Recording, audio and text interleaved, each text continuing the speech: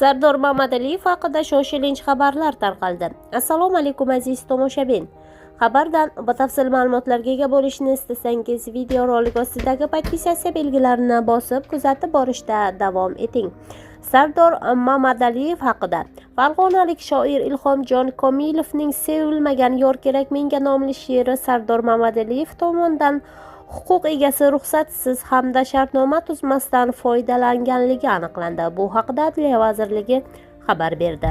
Bildirilishicha, holat yuzasidan huquqbuzarlarga nisbatan ma'muriy javobgarlik to'g'risidagi kodeksning 177-moddasi mualliflik huquqini va turdosh huquqlarini buzish bilan ma'muriy huquqbuzarlik to'g'risidagi bayonnoma rasmiylashtirilib, tegishli sudga yuborilgan.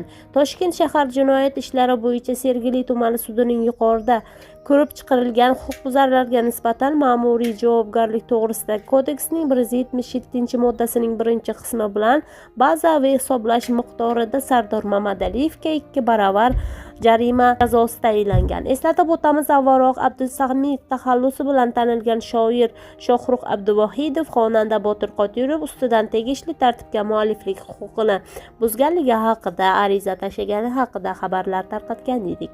Kuzatib borishda davom eting. Xayr, salomat bo'ling.